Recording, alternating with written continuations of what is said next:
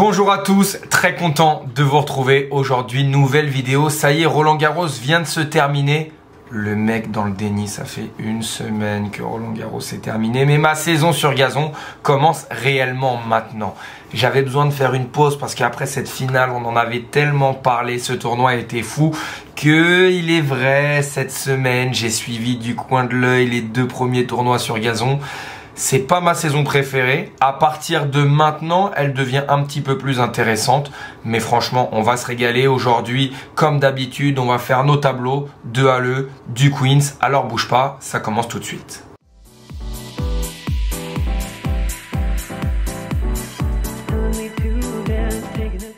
Bon, avant de commencer cette vidéo, il s'est passé des choses cette semaine. On va juste reprendre les résultats d'aujourd'hui des deux finales avant de faire mes tableaux. Et ceux qui savent pas comment ça se passe, je vais vous expliquer. Vous pouvez faire vos tableaux, ça n'engage à rien, il n'y a rien à payer, c'est gratuit. C'est juste pour le kiff. Mais avant, aujourd'hui, Tyler Fritz bat encore une fois Alexander Zverev.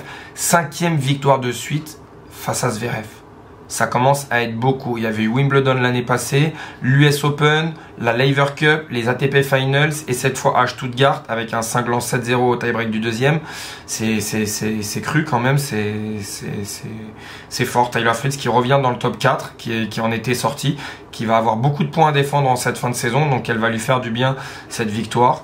Zverev, toujours pas grand chose à se mettre sous la dent. Force est de constater que c'est une finale, mais bon, une déception de plus, j'ai envie de dire, pour un joueur de son statut. Premier titre pour Diallo, énorme, à 23 ans, premier titre face à Zizou Bergs. Franchement, finale un peu inattendue à Bois-le-Duc, à Hertogenbosch. Diallo, petite parenthèse quand même sur ce joueur, il est vrai, je viens d'en faire un réel si vous ne l'avez pas encore vu. Si on m'avait demandé en début de saison mon avis sur ce joueur, j'aurais pas pensé qu'il aurait pu être à ce niveau-là aussi rapidement. Il fait 2,03 m, il fait la même taille que Mpetshi Perricard. Franchement, c'est ça qui me fait kiffer dans le tennis, c'est qu'on a des joueurs qui ont parfois des profils similaires, parfois des profils différents. Là, en l'occurrence, on a quand même deux joueurs qui font la même taille et qui n'ont pas du tout le même tennis, pas du tout le même tennis. Diallo se déplace bien mieux. Il a un très bon service, certes moins bon que le français, mais voilà, ça prouve qu'en fait, avec la même taille, en tout cas pas le même physique, mais la même taille, on peut avoir des jeux complètement différents. Et c'est hyper intéressant et c'est pour ça que j'adore ce sport.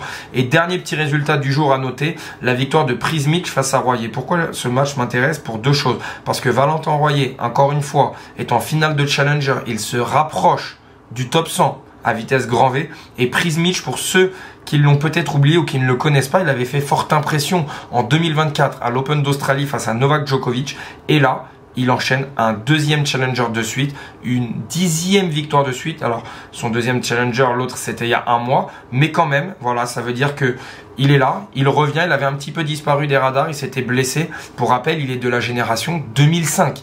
Il a même pas 20 ans, il a seulement 19 ans. Donc voilà, c'est les trois résultats hyper importants de la journée.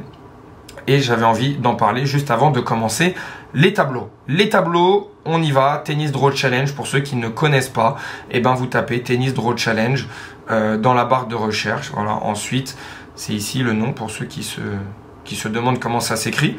Ensuite, vous allez dans groupe et là, vous rejoignez le groupe Val Tiebreak. On est déjà 475, on approche des 500 membres. Franchement, c'est énorme. Chaque semaine, il y en a plein qui jouent. Moi, j'avais un petit peu oublié la semaine passée parce que franchement, je m'étais un petit peu déconnecté après Roland. Mais là, je suis bien de retour et on va commencer avec Halle. Comme d'habitude sur le site, alors je vais prendre mon téléphone parce qu'il y a les qualifiés qui sont pas forcément mis, ça s'actualise pas hyper rapidement, mais voilà, on va commenter mon tableau comme ça assez rapidement. C'est le retour de Jannik Sinner, évidemment à la compétition après sa finale cruelle face à Carlos Alcaraz. On va évidemment en toucher un mot. Jannik Sinner qui pour moi va jouer Alexander Bublik. Alexander Bublik va pouvoir prendre sa revanche face à Jannik Sinner sur une surface qu'il aime un petit peu plus que la terre battue, mais ça n'empêchera pas l'Italien de se hisser très clairement. Alors premier tour, deuxième tour, troisième tour, même s'il a un qualifié contre Yannick Hanfmann, contre qui il va jouer. Les qualifiés sont sortis, j'ai mon téléphone pour tricher un petit peu. Ensuite, on a Marozsan face à Kekmanovic. Marozsan va pour moi s'imposer. J'ai l'impression que Marozsan peut aussi bien jouer sur cette surface, mais on a quand même un beau tableau. Marozsan qui va affronter Hubert Hurkacz. Je n'ai aucune idée de la forme actuelle de Marac, et franchement, je pense que Hubert sur gazon peut faire très mal. J'ai d'ailleurs un souvenir très douloureux, la victoire de Hubert face à Roger Federer à Wimbledon. J'ai pas envie d'en parler. On va tout de suite passer au match suivant. Andrei Rublev qui va jouer Hoffner qui vient de se qualifier, mais je pense pas qu'il y aura de surprise. Rublev va faire le travail pour affronter Etcheverry au tour suivant. On a Félix Auger-Aliassime qui, lui, a fait la 6e demi-finale de sa saison cette semaine. Personne n'en parle parce que c'est vrai qu'il y a des grosses déceptions dans les gros tournois, mais force est de constater que dans les petits tournois, Félix, il est présent. Il est présent, il jouera pour moi Khachanov puisque Zizou Bergs va avoir du mal à enchaîner après cette finale au goût amer. Très clairement, cette défaite en finale face à Gabriel Diallo. Cerundolo va s'imposer face à Mikkelsen et Tsitsipas va s'imposer face à Darderi. Puis face à Cerundolo, on rappelle que Tsitsipas est en équipe avec Ivan Izevich. Ivan Izevich, ancien coach de Novak Djokovic et qui peut faire du bien à Tsitsipas. En tout cas, je vois pas pourquoi ce serait une mauvaise collaboration. Alors évidemment, c'est pas un magicien, mais sur le moyen long terme, on peut espérer des petits résultats, des petits déclics, parce que Tsitsipas, encore une fois, n'a pas perdu son tennis du jour au lendemain. Donc j'ai hâte de voir cette association sur gazon. Ivan Izevich qui a gagné Wimbledon, on le rappelle, si je dis pas de bêtises, en 2001, peut-être que je dis n'importe quoi, mais il me semble que c'était en 2001. Corrigez-moi si j'ai dit une énorme bêtise. Quentin Alice qui jouera face à Benjamin Bonzi au premier tour et je le vois passer clairement. Il jouera Medvedev. En dessous, on a Hugo Humbert qui va se défaire de Shapovalov. Je vois bien Hugo Humbert enchaîner. Il a remporté à mais est-ce que c'est l'année dernière? Je crois que c'est l'année dernière. Oh, j'ai un trou. La honte. J'ai un trou. Il jouera Fonseca. Il jouera Fonseca. Clairement, victoire d'Hugo Humbert. On se rappelle, sur une surface, alors pas gazon, mais dur indoor, en Coupe Davis, où Hugo Humbert avait battu Joao Fonseca. Donc franchement, je vois le même style de match avec un rebond assez bas. Fonseca, novice sur cette surface. On a hâte de voir. On a hâte de voir très clairement. Et je trouve qu'il jouera face à Zverev. On remonte un petit peu le tableau. Donc ici, on aura Sinner qui va battre Hubert Hurkacz pour celui-ci en demi-finale. On a Rublev qui va s'incliner face à Félix Auger-Aliassime. Auger-Aliassime jouera Sinner après en demi-finale, on en reparlera. Et Medvedev qui va faire le travail, clairement, pour jouer face à Hugo Humbert. J'ai l'impression qu'on a, je ne vais pas dire de bêtises, mais les 4 meilleurs joueurs de gazon. Je dis peut-être une énorme bêtise, j'oublie peut-être quelqu'un.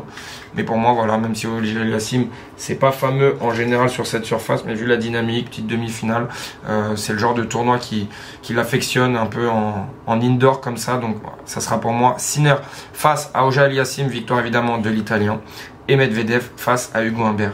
Pas de surprise jusqu'au bout, Yannick Sinner qui va s'imposer, puisque évidemment, sur la planète, je ne vois pas perdre Yannick Sinner. Je ne vois pas perdre Sinner un match de tennis face à un autre joueur que Carlos Alcaraz. Donc on peut même mettre le tableau qu'on veut, le tournoi qu'on veut. S'il n'y a pas Carlos Alcaraz dans le tableau, je mettrai 24 heures sur 24 Yannick Sinner, 7 jours sur 7, 365 jours sur 365. Ce joueur, malgré la grosse déception, me semble bien au-dessus, mais alors bien au-dessus de la mêlée. Donc voilà, mon vainqueur, pas surprise du tout, Yannick Sinner, très clairement, le tableau est déjà enregistré. On peut enchaîner avec le Queens, on va enchaîner avec le Queens. Carlos Alcaraz présent dans le tableau. Et en bas, Jack Draper, très beau tableau aussi. Je vais basculer sur mon téléphone aussi avec le tableau du Queens pour pas me faire avoir avec les qualifiés. Et on va commencer en haut, Carlos Alcaraz qui va s'imposer. On rappelle que Carlos Alcaraz rentre de vacances, il était à Ibiza et l'année passée, il avait perdu au premier tour. Oh là là, j'ai des trous. Mauvais souvenir, la saison sur gazon, c'est pas celle qui me marque le plus. Hein. Mais il me semble qu'il avait perdu au premier tour avant de s'envoyer au Wimbledon. Mais voilà, on va en parler, Carlos Alcaraz, dans cette vidéo. Il va jouer Jordan Thompson au deuxième tour. Ensuite, on a Opelka face à Shelton, match piège pour Shelton, mais qui va s'en défaire. Vous allez voir. Holger Rune face à Dimitrov. Dimitrov qui va se défaire de Gaël Monfils, malheureusement. Je vois bien un petit Rune Dimitrov, match qui me plaît énormément. Un petit Borges ici face à Jakub Mensik. Jakub Mensik, pareil, j'ai hâte de voir sur cette surface avec son énorme service, très fort sur sa ligne, derrière sa ligne, avec son revers. Je pense qu'il peut faire d'énormes dégâts. Alors on verra parce qu'il peut y avoir un match très intéressant face à Holger Rune.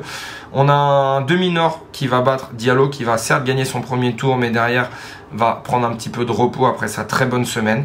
On a un Fernley face à Fritz. Fritz, lui, qui va réussir à enchaîner du qualifié. Fritz, il joue qui en qualifié? Il joue qui? Il joue Coco, c'est pour ça que je l'avais noté. Il joue Coco Moutet, mais je pense que Fritz va être capable d'enchaîner. Ensuite, on a Tiafoe face à Mpetshi Perika. En tout cas, c'est deux joueurs que je vois s'imposer dans leur premier tour respectif. Mpetshi, Pareil, on sait qu'il y a une semaine où ça devient plus compliqué sur gazon. Il y a un moment où ça a le droit de cliquer et je pense qu'au Queens, ça peut très clairement cliquer face à Nakashima d'abord, puis face à Tiafoe ensuite. C'est un peu le jeu de la loterie, mais je prends le bon côté de la pièce cette fois pour le français. Il jouera Jack Draper. On est en quart de finale du tournoi et donc on se retrouve avec Carlos Alcaraz, Ben Shelton et je vois Ben Shelton s'imposer face à Carlos Alcaraz. Alors, pas que Carlos Alcaraz... me fasse peur ou autre, mais sincèrement c'est vrai que après son titre à Roland Garros, je vois une petite décompression. Il peut clairement s'incliner face à Jordan Thompson. Pas que Jordan Thompson est un meilleur joueur qu'Alcaraz, mais qu'Alcaraz est capable de se saborder.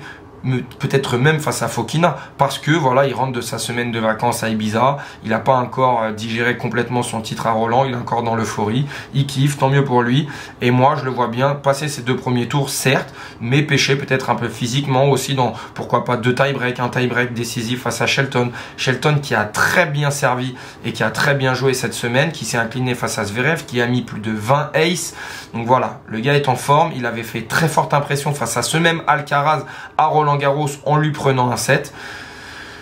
C'est pas le genre de match qui va lui faire peur, c'est au contraire le genre de match qu'il peut adorer. C'est le bon match-up pour moi pour que Ben Shelton puisse faire un très bon tournoi et aller au bout. On en reparlera juste après, mais c'est ma surprise. Ben Shelton s'impose face à Carlos Alcaraz. On a ensuite Jakub Mensik face à Holger Rune. Là, j'avais énormément de mal à me décider, mais pareil, je trouve que Holger Rune a toutes les qualités pour être un bon joueur sur gazon et j'espère que ce soit au Queens ou à Wimbledon, on va pouvoir enfin le confirmer.